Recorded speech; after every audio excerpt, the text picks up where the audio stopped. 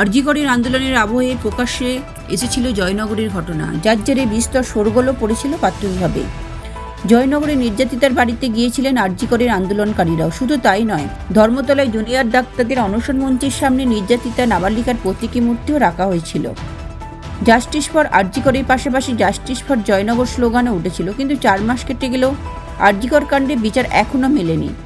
ওই মামলার তদন্তভার তুলে দেওয়া হয়েছিল সিবিআইয়ের হাতে। সিবিআই শিয়ালদহ আদালতে ধৃত সিভিক ভলেন্টিয়ারের বিরুদ্ধে চার্জশিট জমা দিয়েছে। শুরু হয়েছে বিচার প্রক্রিয়া। অন্যদিকে মাত্র 63 দিনের মাথায় বিচার এলো জয়নগর কাণ্ডে। গত 4 অক্টোবর সন্ধ্যায় গৃহশিক্ষকের কাছে পড়ে বাড়ি ফেরার পথে নিখোঁজ হয়ে গিয়েছিল ওই নাবালিকা। মেয়ে বাড়ি না ফেরার খোঁজাখুঁজি শুরু করেন পরিবারের লোকজন। স্থানীয় পুলিশ ফাঁড়িতে যাওয়া হয় প্রথমে। প্রাথমিকভাবে পুলিশের বিরুদ্ধে অসহযোগিতার অভিযোগও ওঠে। এরপর গভীর রাতে বাড়ির কাছে জলা জমি থেকে মেলে মেয়েটির দেহ। ওই রাতে গ্রেপ্তার হয় মোস্তাকিন। পরের দিন সকালে পুলিশ, স্থানীয় নেতারা এলাকায় গেলে তাদের উপর হামলা চালানোর অভিযোগ ওঠে।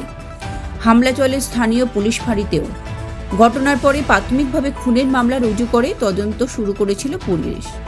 পরে আদালতের নির্দেশে পক্সো ধারা যুক্ত করা হয়। ঘটনার দ্রুত তদন্ত করে শাস্তির আশ্বাস দিয়েছিলেন মুখ্যমন্ত্রী মমতা বন্দ্যোপাধ্যায়। এরপরেই ঘটনার তদন্তে সিট গঠন করা হয়। ঘটনার 26 দিন পর গত 30 অক্টোবর চার্জশিট পেশ করে তদন্তকারী দল। 5 নভেম্বর থেকে শুরু হয় সাক্ষ্য গ্রহণ। মোট 36 জনের সাক্ষ্য নেওয়া হয়েছিল এই মামলায়। নাবালিকাকে ধর্ষণ খুনের মামলায় দোষী সাব্যস্ত হওয়া মুস্তাকিন সর্দারকে ফাঁসির সাজা শোনালো বারুইপুর আদালত। বৃহস্পতিবার ওই মামলায় মূল অভিযুক্ত মুস্তাকিনকে দোষী সাব্যস্ত করেছিল বারুইপুরের ফার্স্ট অ্যাডিশনাল ডিস্ট্রিক্ট জাজেস কোর্টের বিচারক সুব্রত চট্টোপাধ্যায়।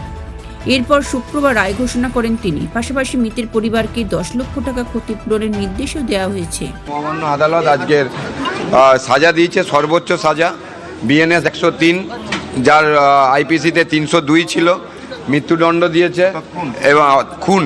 আর 66 হচ্ছে rape and murder under below of 12 years, যে সমস্ত মেয়েদের ধর্ষণ, এবং আর যেটা হচ্ছে 6 পক্সো অ্যাক্ট, যেটা হচ্ছে রেপ এবং মার্ডার মাইনর মেয়েকে, তাতেও মৃত্যুদণ্ড দিয়েছে।